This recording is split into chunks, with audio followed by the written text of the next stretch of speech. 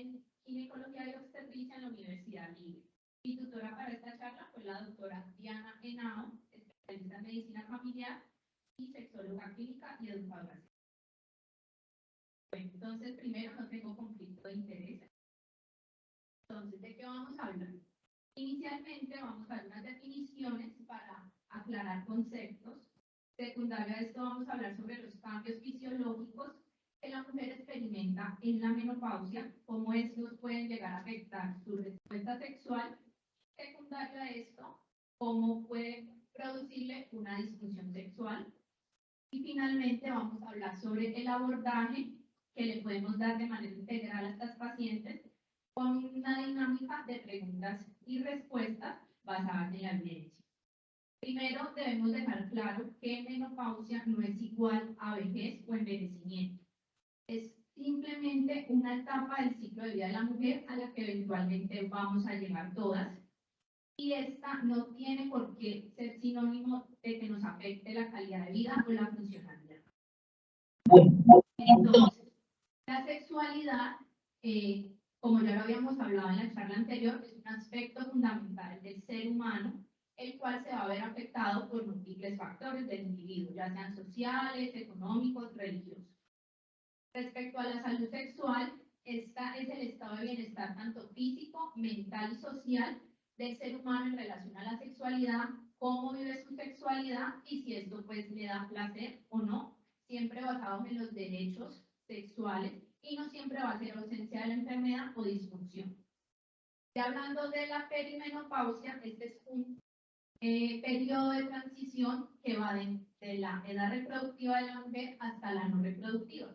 Aquí va a estar incluido el término climaterio, que viene del griego climater, que significa peldaños o escalones, es decir, el proceso que va a cumplir la mujer para llegar a la menopausia. Normalmente inicia a los 40 años y se va a caracterizar por síntomas como irregularidad menstrual, alteración del sueño, alteración en el estado de ánimo, sofocos o resequedad vaginal. Respecto a la menopausia, debemos recordar que es el cese de la menstruación por más de 12 meses, normalmente secundario a una falla ovárica. Pueden haber otros momentos en los que puede ocurrir estos síntomas, pero pueden ser secundarios a una mujer después de una esterectomía o si tiene algún manejo farmacológico de base, por lo menos en el SEDA de mama. Bueno, entonces el Día Mundial de la Menopausia es el 18 de octubre. Según el DANI, en las últimas cifras en el 2018, nuestras mujeres colombianas experimentan la menopausia a partir de los 45 a 51 años. Sabemos que entonces, pues en Colombia hay alrededor de 45 millones de personas, de las cuales 51% son mujeres.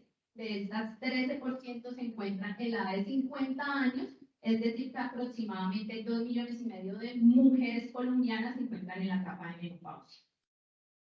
Bueno, ya ustedes ahorita empezando a hablar del tema de cambios fisiológicos, debemos tener en cuenta que el principal cambio que ocurre es la disminución de estrógenos en la mujer. El estrógeno principal en la edad reproductiva es el estradiol y en la menopausia pasa a ser la estrógeno.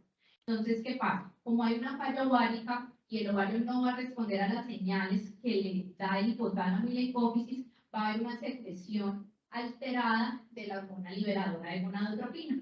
Esta entonces no va a dejar o no va a permitir que haya un pico adecuado de la LH, que es la que nos lleva a la ovulación, no va a haber una maduración folicular, entonces a su vez no habrá una secreción adecuada ni de inhibina B ni de hormona antimuleriana y por ende de estradiol, lo cual va a provocar que la inhibina B no haga un feedback negativo en la FSH, entonces esta va a estar elevada.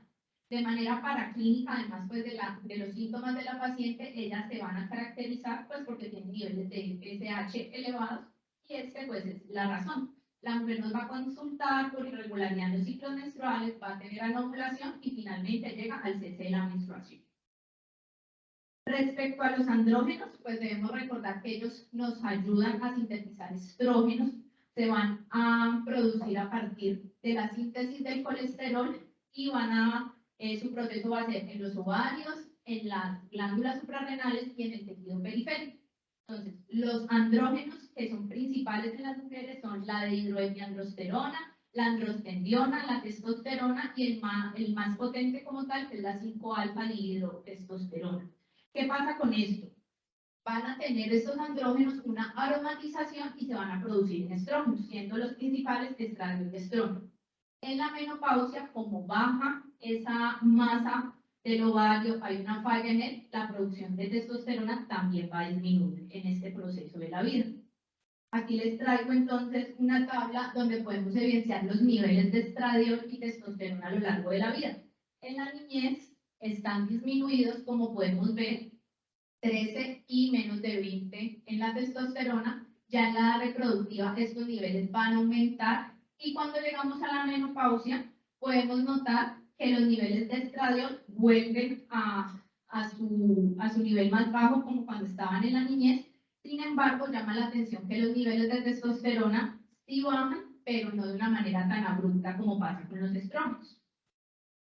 Respecto a otros cambios que pueden haber con la mujer en la parte cardiovascular, entonces va a haber un aumento del riesgo cardiovascular. ¿Por qué? Al haber una disminución de los estrógenos, el hígado no va a hacer una adecuada síntesis del colesterol y van a aumentar el LDL y el HDL. Esto nos va a aumentar el riesgo cardiovascular y a su vez se va a disminuir la producción de óxido nítrico y prostaciclina, que son los que nos ayudan a la vasodilatación, lo que va a hacer que el sistema renina-angiotensina-aldosterona tome el control, termine en su proceso final, que es la vasoconstricción, y por eso es que vemos que después de la menopausia aumentan los diagnósticos de hipertensión arterial en nuestros pacientes.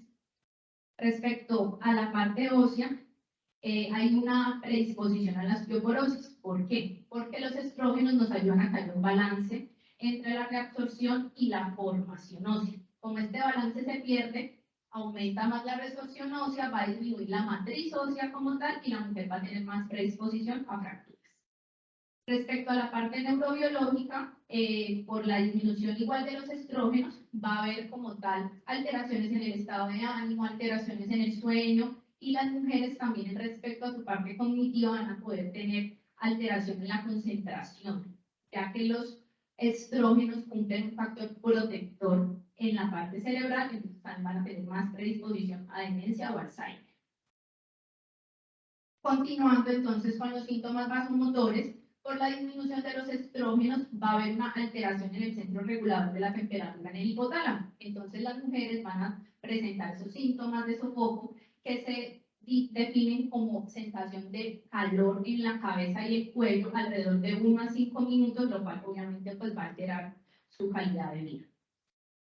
Respecto al metabolismo, va a haber un aumento de la obesidad, pues como en la incidencia de obesidad como tal, porque va a haber una disminución del gasto energético, la mujer va a hacer menos actividad física, va a haber una resistencia a la insulina y también va a haber una redistribución periférica central de las grasas. Respecto a los cambios dermatológicos, por la misma disminución de estrógenos va a disminuir el colágeno, la elasticidad de la piel, la turgencia de la piel y por ende va a empezar el envejecimiento. Bueno, entonces ya que hablando de los cambios fisiológicos a nivel de los genitales externos, vamos a encontrar que por la disminución de estrógenos, como les dije previamente, va a haber una disminución en la elasticidad de la piel, va a haber una disminución en la vascularización y además va a disminuir el glucógeno en el epitelio y los lactobacilos también van a estar disminuidos. ¿Qué vamos a encontrar entonces en nuestras mujeres? Pueden llegar a presentar atrofia, resequedad, prurito vulvar, fragilidad de la mucosa, disminución del vello púbico, aumento del pH, disminución en el tamaño del clítoris y debilidad en los músculos del piso pélvico. Hasta aquí debemos entender que estos cambios son fisiológicos, es decir, las mujeres cuando entren a su etapa de menopausia los pueden llegar a presentar uno u otro, no tienen que ser todos obligatoriamente. ¿Qué pasa? Cuando estos síntomas empiezan a ser molestos, los síntomas se sobreexpresan y alteran la calidad de la vida de la paciente, es donde aparece el síndrome genitourinario, que anteriormente solamente se le describía como atrofia vulvovaginal. Este tiene una prevalencia del 57%, por lo cual debemos buscarlo en nuestras pacientes cuando están en la etapa de la menopausia. Como les dije anteriormente, ellas nos van a referir que esto le está alterando su calidad de vida y también debemos descartar otras causas. Normalmente pueden ser dermatológicas, ya sea líquen plano, eczema, dermatitis, también pueden tener infecciones vaginales. Bueno, entonces, ¿qué pasa en este síndrome? Como todo lo que hemos hablado hasta el momento, se basa en el hipoestrogenismo. Estas pacientes entonces van a tener el tejido vulvar disminuido, pueden estar fusionado u obliterado, además el introito se va a poner más estrecho y el cuello uterino puede quedar a ras de la cúpula vaginal, encontrando aquí entonces síntomas que van a llevarnos como a un ciclo vicioso, por decirlo, donde hay un aumento de la fragilidad, hay equimosis, petequias, disminución de la turgencia vaginal y de la elasticidad, encogimiento de los labios menores, pérdida de las arrugas vaginales y palidez. Entonces, ¿cómo nos van a consultar nuestras pacientes? Ellas nos van a referir síntomas como dispareunia, incontinencia urinaria, van a presentar prolapsos de órganos pélvicos, pueden tener infecciones urinarias repetitivas, por lo que le hemos hablado de los lactobacilos al disminuir su producción, el pH se va a tornar alcalino, lo cual no va a favorecer como protección para las infecciones. Y obviamente, pues las pacientes van a tener alteración en su calidad de vida, sobre todo en la parte sexual. Entonces acá les traigo un artículo italiano en el que se hizo fue preguntarle a las pacientes qué opinión o qué percepción tenían ellas sobre la menopausia. En este estudio entonces incluyeron 1.028 pacientes entre 45 y 65 años, se les hizo una encuesta vía telefónica y virtual en la cual se les preguntó qué opinan de la menopausia, cómo ha afectado su vida, cómo ha influido en su sexualidad y qué tratamientos han usado.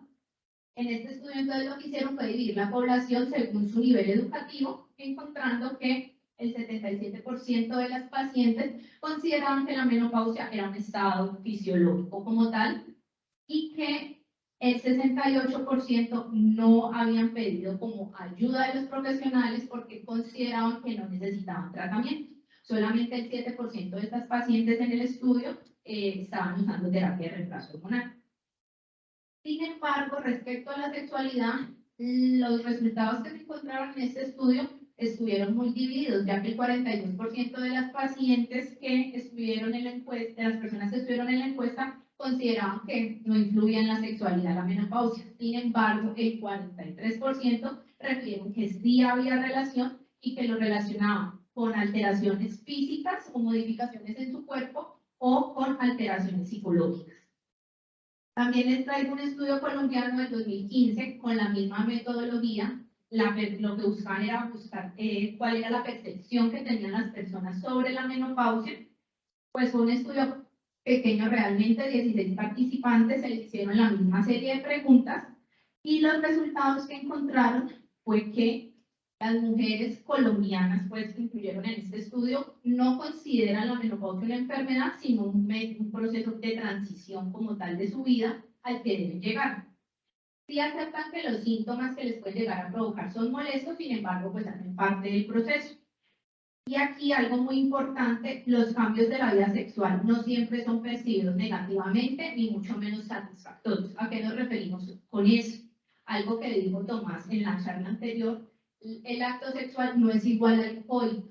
¿Listo? Entonces, esto quiere decir que puede que nuestras mujeres en la etapa de menopausia vivan la sexualidad de una manera diferente, pero no significa que no sea satisfactoria para ellas. Entonces, este punto hay que tenerlo muy claro. Igual que el último, que se hace necesaria la construcción de espacios de educación, porque puede que las mujeres consideren que no requieren manejo o pueden considerar que sus síntomas son normales por el solo hecho de estar en la menopausia y resulta que nosotros en la parte médica les podríamos ayudar de manera significativa.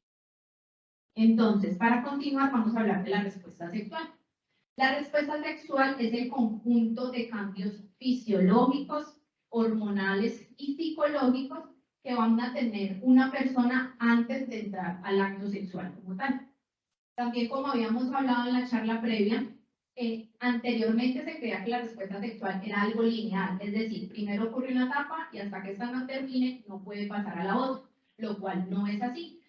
Nos hemos dado cuenta pues con las diferentes investigaciones que la respuesta sexual femenina es circular. ¿Qué significa esto? No se necesita que haya una etapa previa para que ocurra la otra. Entonces, las mujeres pueden empezar en la etapa de excitación y luego llegar al orgasmo sin haber pasado por el deseo. Así como luego de terminar el orgasmo pueden volver a la etapa de excitación y tener un nuevo orgasmo. O simplemente luego del orgasmo llegar a la resolución como tal de la respuesta sexual.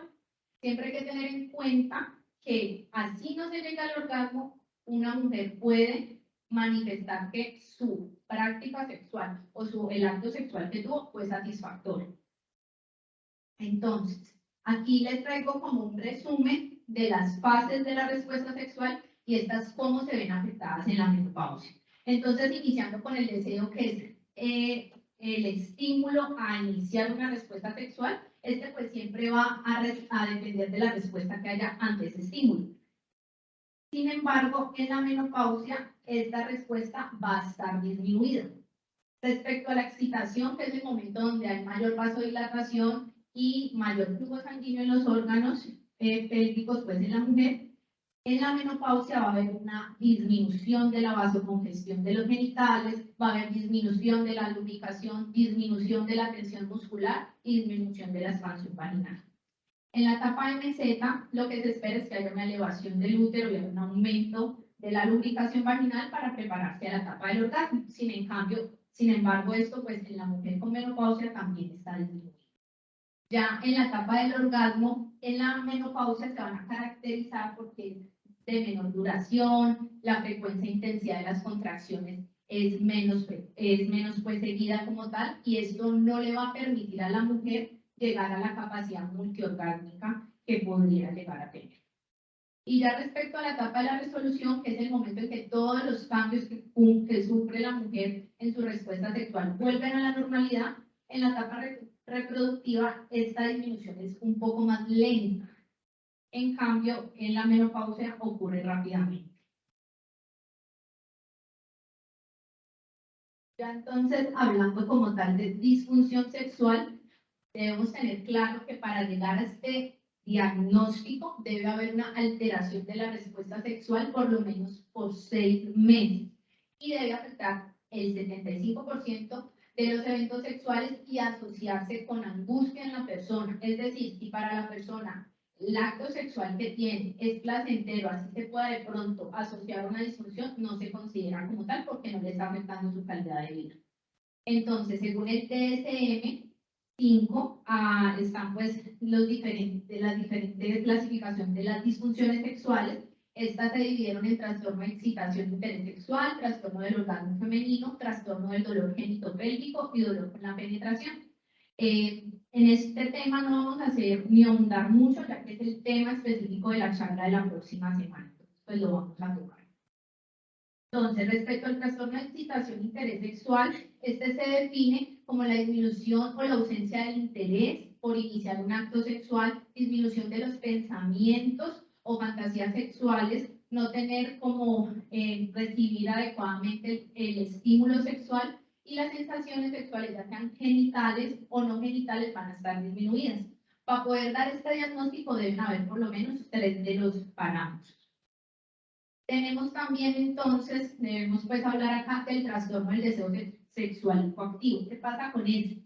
Este trastorno está definido en el DSM-4, o sea, el anterior a este, y se quitó como tal este diagnóstico y se asoció con la excitación. Entonces, pues los expertos en respuesta sexual y sexualidad indican que asociar estos dos diagnósticos, tanto la excitación como el deseo, no es adecuado. Deben abordarse de manera separada, ya que sus etiologías y los factores de riesgo y la manera de abordaje es diferente. Entonces, pues esto para tenerlo en cuenta. Ya respecto al trastorno del orgasmo, este se va a caracterizar porque hay un orgasmo tardío, infrecuente o ausente. A pesar de que la mujer tenga un deseo, una etapa de deseo y excitación adecuada, no responde pues al final con el orgasmo, entonces va a tener esta alteración. Ya respecto al trastorno de dolor genitopélvico y dolor de la penetración, este se va a caracterizar por contracciones en los músculos del piso pélvico que si bien van a afectar y van a dar temor al inicio de la penetración, haciendo una actitud de evitación como en el vaginismo, o luego de la penetración, esta va a ocasionar un dolor intenso como es la dispareunia. Bueno, entonces acá traemos un estudio colombiano del doctor Franklin Spitia, que es el presidente de la Sociedad Colombiana de Menopausia, donde se estudió la prevalencia de la disfunción sexual en mujeres médicas en el eje cafetero en etapa de climaterio. Entonces, este estudio incluyó 132 médicas mayores de 40 años con una pareja sexual estable, que no estuvieran histerectomizadas y que no tuvieran terapia de reemplazo hormonal. ¿Cómo se evaluó esto? Con el índice de función sexual femenina, que lo mismo nuestro compañero Tomás lo dejó muy claro en la charla anterior, que nos indica que si hay una disfunción sexual, si el valor es menor de 26. Entonces, ¿qué encontramos? Encontramos que la puntuación total del índice de función sexual fue pues positiva para una disfunción en las pacientes, en las personas pues que se incluyeron en el estudio, siendo menor en la etapa del deseo y en la etapa del orgasmo. Además de eso, encontramos pues que llama mucho la atención, como pueden ver acá, que a pesar de tener esta disfunción sexual, las mujeres consideraban que sus prácticas sexuales eran satisfactorias. Entonces, como conclusión tenemos primero que el personal de salud no nos hace estar como ajenos a estos cambios fisiológicos en el cuerpo y que lastimosamente a veces no sabemos cómo tratarlos. Entonces debemos sensibilizarlos en este aspecto. Entonces, como conclusión, las mujeres médicas del eje cafetero en la etapa de climaterio presentaron una prevalencia de 46.9% de disfunción sexual, la cual fue más representativa en la etapa del deseo y en la dificultad para llegar al orgasmo. Sin embargo, la satisfacción fue del 88.6%, lo que les decía anteriormente. Esto evidencia que la sexualidad no es solo el coito como tal, sino que también está ahí las emociones, el amor, el tiempo compartido con la pareja, y esto nos puede llevar a satisfacción y a placer. Bueno, entonces vamos a iniciar con el abordaje que le vamos a dar a las pacientes y cómo las podemos ayudar y orientar en este aspecto pues, de su vida. Entonces, primero que todo les quería traer esta imagen y este mensaje. Siempre hay que incluir a la pareja. Esto no es algo de solo la mujer. Hay cambios que entonces van a poder llegar a afectar su relación de pareja también. Si incluimos a la pareja que probablemente también pueda estar pasando y también pueda estar cursando con una disfunción sexual, podemos pues hacer un manejo integral como tal. También podemos pues tener en cuenta que pueden haber mujeres que estén cursando con la menopausia, su pareja ser más joven y no estarla cursando pues con una disfunción, entonces darles un asesoramiento adecuado de cómo vivir su sexualidad de manera plena. Bueno, entonces, primera pregunta, ¿se debe realizar educación sexual? Para esto traemos un artículo del 2022 de la revista de Medicina y Sexualidad, en la que el objetivo fue revisar la evidencia y la eficacia de los programas de asesoramiento y estos cómo podrían influir en la disfunción sexual en las mujeres menopáusicas. Entonces, ellos lo que hicieron fue una búsqueda sistemática donde incluyeron 619 mujeres que llevaban al menos de 5 años en menopausia. Entonces, los resultados, ¿cuáles fueron? Que los programas educativos y el asesoramiento sexual versus como la atención habitual que hacemos en consulta, sí muestra que hay una mejoría en el índice de sexualidad de la mujer. Además que esto impactó en todos los dominios. Entonces, pues debemos tener en cuenta esos resultados fueron estadísticamente significativos. Entonces, sí es bueno y sí es favorable para nuestras pacientes hacer un asesoramiento sexual para mejorar la disfunción sexual. Además de esto, estos abordajes son muy sencillos y además son económicos. Realmente lo que necesitamos pues, es tener la disposición de querer ayudar a nuestras pacientes. Entonces, una idea que pues de pronto podemos realizar es, la paciente llega a nuestra consulta, hacemos un interrogatorio de todo, evidenciamos que sí, la paciente puede estar cursando con una disfunción sexual, le entregamos la hoja con el índice de función sexual, le decimos, realízalo en tu casa, tranquila, piensa en qué estás teniendo dificultades y lo conversamos en la próxima consulta. Así la paciente va a decir, bueno, me preguntaron, es algo importante, de pronto lo que me está pasando no es normal. Entonces, así vamos sensibilizando también a las pacientes de que pueden hablar de la sexualidad en consulta de una manera muy normal. Entonces, ¿sirve educar a las pacientes? La respuesta es sí. Ahora entonces vamos a hablar sobre el impacto que tiene la actividad física. Para eso traemos un estudio del 2020, una revisión sistemática, en la que se hizo fue investigar los efectos de los diferentes programas de ejercicio y estos cómo influían en la salud sexual y en la calidad de vida. Entonces, De la búsqueda que hicieron, se incluyeron 1.548 mujeres, se les hizo un seguimiento por 12 semanas en diferentes actividades físicas, ya fuera el yoga, la terapia de piso pélvico, aeróbicos y ejercicios de resistencia. Lo que encontramos en este estudio fue que los ejercicios del piso pélvico mostraron que son realmente significativos en ayudar a mejorar la disfunción sexual y la función sexual en las mujeres. En cuanto a lo que son los ejercicios aeróbicos o los ejercicios de disciplina mente-cuerpo, que es como el yoga, los ejercicios de resistencia, estos ayudan a mejorar la calidad de vida sexual. Entonces, ¿qué podemos concluir de esto? Debemos hacer un manejo integral. Las pacientes deben realizar terapia de piso pélvico para mejorar su disfunción sexual y a su vez hacer otra clase de ejercicios más bien aeróbicos para que así mejoren su estado físico, tengan una mejor relación con su cuerpo y tener una mejor experiencia sexual. También les traemos un artículo de actividad física y función sexual, cual se realizó en el 2014, es un estudio transversal que incluyó 370 mujeres, donde su conclusión fue que el ejercicio efectivamente influye favorablemente en la función sexual. Algo muy característico de este estudio que quiero que resaltemos es que dividieron la población entre las mujeres que hacen actividad física regularmente, las que lo hacen ocasional y las que jamás hacen actividad física. Y podemos ver cómo el índice de función sexual fue mejorando significativamente a medida que las mujeres hacían más actividad física. Bueno, entonces, ¿qué impacto tiene la actividad física? Obviamente tiene un impacto positivo en nuestras pacientes, va a aumentar los niveles de hormonas como los estrógenos, prolactina, oxitocina y testosterona, va a mantener el sistema nervioso autónomo sano, asimismo va a aumentar la energía en nuestras pacientes, disminuyendo la fatiga, disminuyendo la obesidad, y pues obviamente sí hay correlación positiva entre el ejercicio y la satisfacción sexual. Ahorita vamos a hablar del tratamiento no hormonal en el síndrome genitourinario en la menopausia. Entonces, cuando no están indicados los estrógenos vaginales o la mujer no desea usarlos, pues de pronto por desconocimiento o porque no está de acuerdo, hay otras alternativas para ofrecer, como están los hidratantes. Entonces, estos van a aliviar la resequedad vaginal, el picazón, van a restaurar el pH vaginal. Esto lo que van a hacer es que se van a adherir a las células epiteliales y van a reemplazar las secreciones vaginales. Lo que sí debemos tener en cuenta es que los hidratantes deben usarse de manera frecuente, por no decir diaria, para que podamos ver un efecto positivo. También podemos usar lubricantes vaginales. Estos sí se van a usar como tal para disminuir el malestar causado por la fricción durante las relaciones sexuales. Nos van a ayudar a aumentar el placer y la facilidad para llegar al orgasmo. Y respecto al síndrome genitourinario, nos van a brindar un alivio temporal. Entonces, ¿cuál es la propuesta? Pues sí, los hidratantes nos ayudan todo el tiempo y los lubricantes en el momento en que vamos a tener el acto sexual, pues los usamos juntos. Entonces, le vamos a decir a nuestros pacientes, diariamente usa tu hidratante para mejorar estos síntomas de disminución en la lubricación y cuando tengas la actividad sexual, usa el lubricante.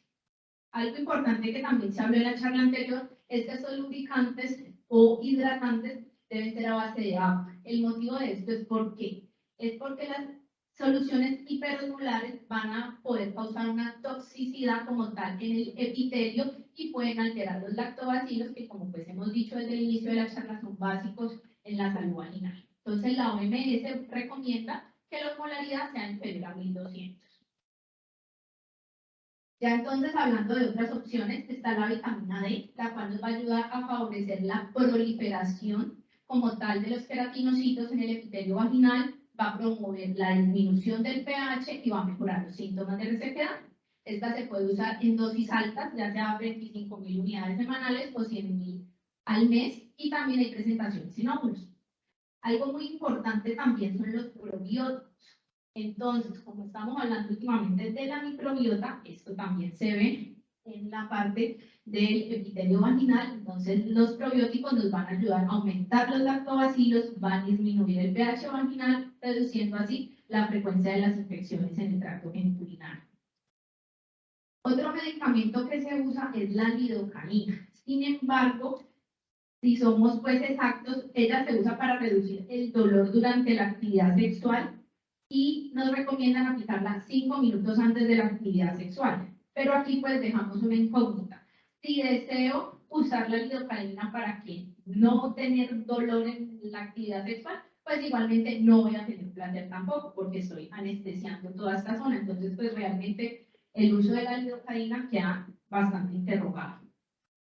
Ahora empezando a hablar de los estrógenos, entonces ellos usan para mantener la integridad estructural del tejido genital y facilitar el flujo sanguíneo en esta zona. Entonces vamos a iniciar con el tratamiento hormonal sistémico. ¿Cuándo está indicado? Cuando la paciente, además de que tiene síndrome genitourinario, también nos va a hablar de que tiene síntomas vasomotores. Entonces aquí usamos la terapia hormonal sistémica. Vamos a usar estrógenos solos o en combinación con progestágenos.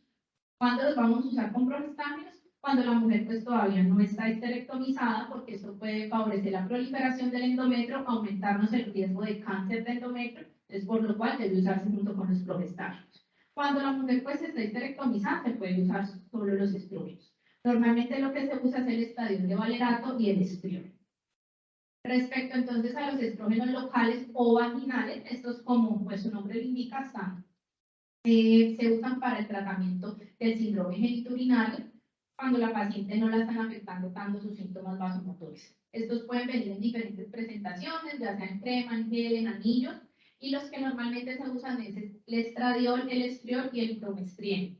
Efectos adversos que pueden causar para tener en cuenta y decirle a las pacientes es que pueden llegar a tener un sangrado vaginal o tensión mamaria. Hay que ser muy claros en esto porque pues esto les puede ocasionar una angustia y pues consultar urgencias cuando de pronto era un efecto adverso que se puede manejar. Hay otra opción que ha salido últimamente que es el ospemifeno, que lo que es un agonista de los receptores de los estrógenos, entonces va a mejorar la absorción de eso. Se usa en mujeres con síntomas de moderados a graves que de pronto no cumplen los criterios para una terapia vaginal. Entonces, estos comprimidos van a ser de 60 miligramos y van a actuar sobre la mucosa vaginal.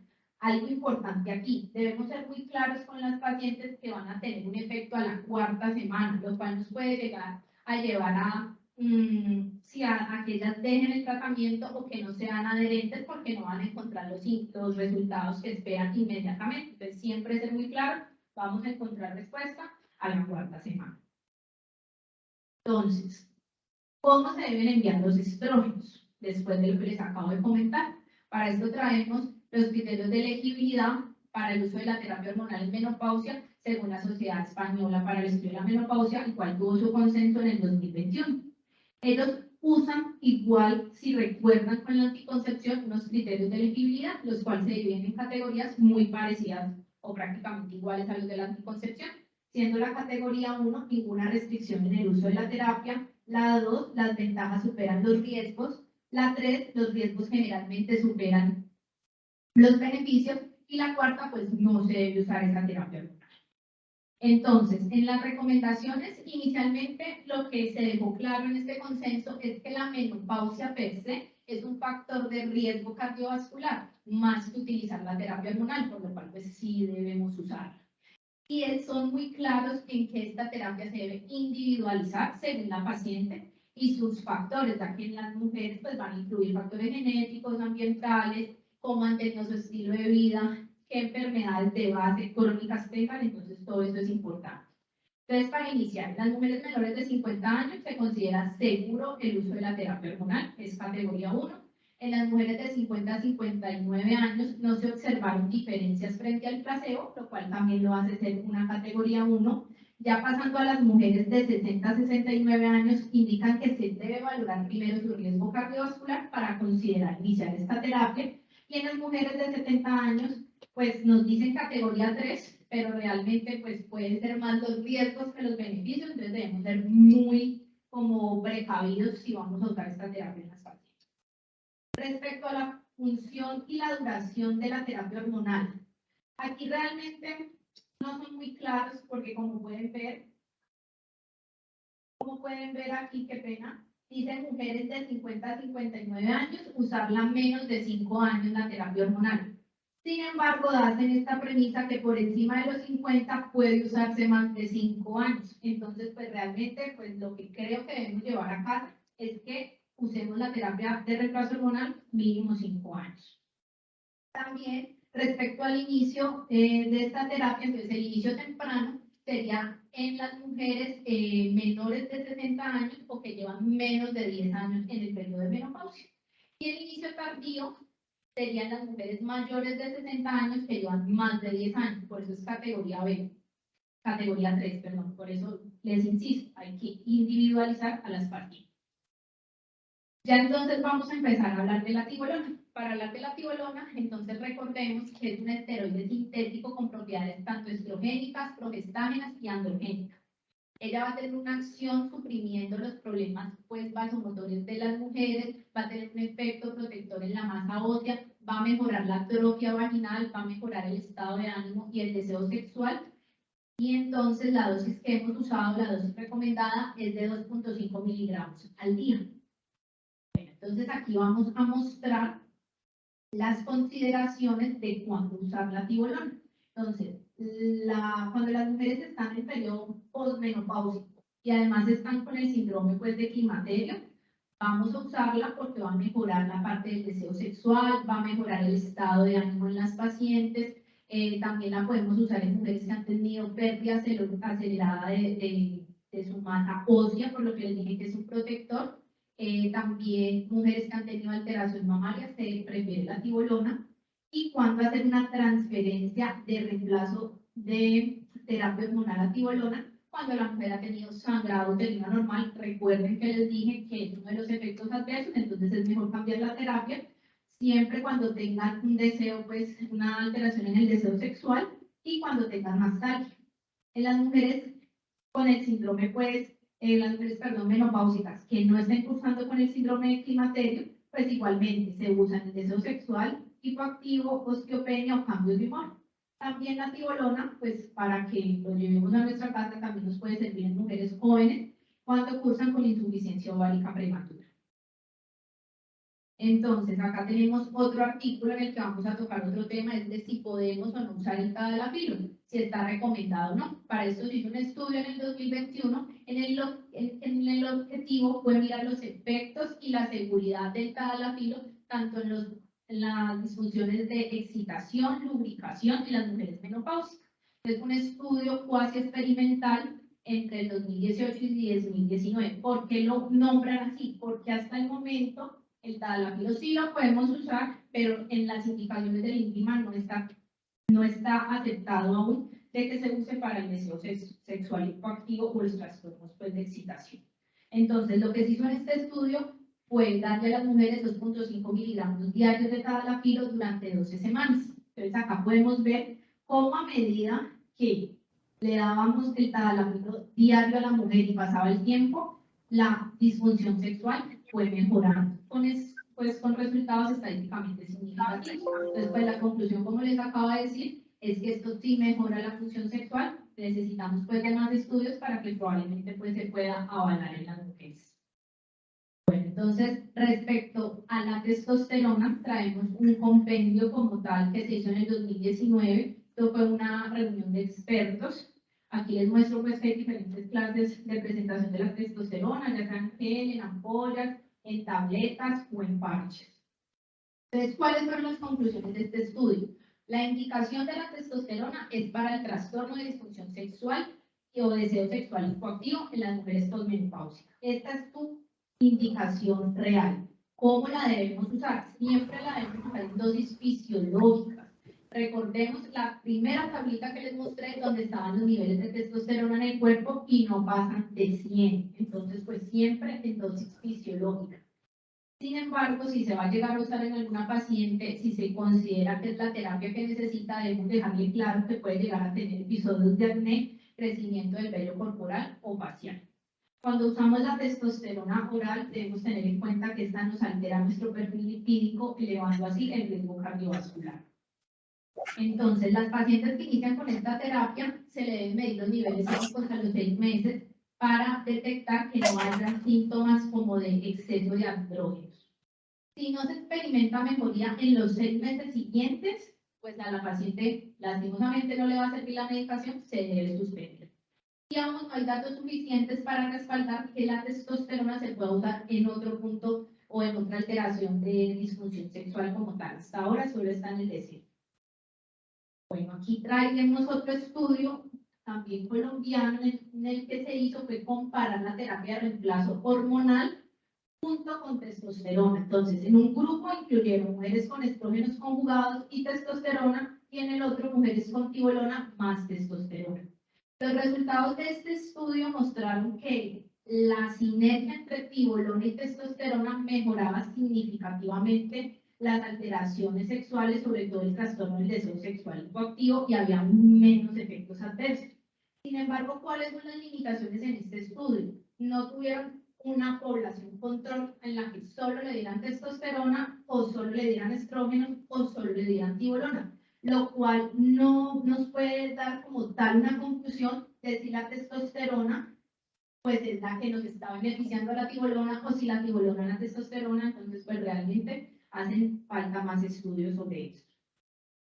Ya para ir terminando, vamos a hablar de qué sabemos sobre el láser CO2 respecto al manejo del síndrome genitourinario, que creo que muchos lo hemos escuchado que se está usando últimamente.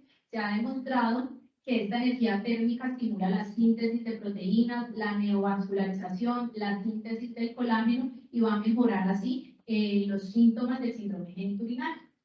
Entonces, aquí traemos este estudio del 2020 en el que se buscó qué efecto tenía el láser CO2 en las mujeres que padecían de síndrome genitourinario. Entonces, aquí lo que podemos ver es que tanto en la alteración de resequedad o alteración en la lubricación y en la dispareunia fueron resultados estadísticamente significativos, ya que se evidenció que en las mujeres antes de iniciar el láser tenían una alteración en su índice de función sexual, y 4 meses después de usar la terapia con láser se ve bastante mejoría en los resultados. Igual que en la tabla pues, de los resultados totales del índice sexual.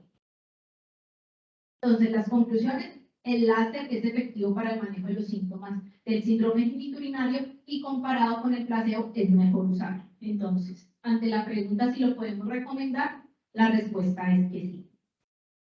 Y para terminar, pues como de plantear esto del láser, les traigo este estudio, también de la revista norteamericana de menopausia, en el que lo que hicieron fue las mujeres que ya estaban usando estrógenos vaginales, además les dieron terapia con láser. Entonces, en este estudio hubo 69 mujeres, y los resultados nos mostraron cómo mejora significativamente el deseo en estas pacientes y la excitación. Es decir, que esta sinergia pues es adecuada y sí nos da resultados favorables. Bueno, entonces para llevar a caso, primero que todo, la menopausia hace parte del ciclo vital de la mujer y no es igual a la disminución de su funcionalidad, y menos si nosotros vamos a ayudar a estas pacientes. Entonces, son necesarios los espacios de educación y orientación para nuestras pacientes. Siempre tenerlo en cuenta. Si nosotros no preguntamos, muchas veces las pacientes no nos van a contar. Entonces, debemos hacer una búsqueda activa de los síntomas y signos de disfunción sexual. Debemos realizar un abordaje integral, inicialmente desde la prevención. Aquí hacemos énfasis con esto. O sea, si ya sabemos que nuestra paciente tiene 40, 42 años, empezarle a hablar de la menopausia, empezarle a hablar que los cambios que va a presentar son normales y para eso hay manejo. También debemos incluir a la pareja siempre en el plan de manejo. Esto nos va a ayudar a que haya una mayor adherencia. Y lo más importante, y que pues quiero que lo recuerden, es que todas las pacientes deben recibir manejo no farmacológico. Este es el real pilar de nuestro tratamiento. Como les hablé inicialmente, el ejercicio, cambios en el estilo de vida y nuestra orientación. Y ya para usar las opciones farmacológicas se deben elegir según las necesidades de nuestros pacientes, es decir, individualizar. Bueno, y ya por último,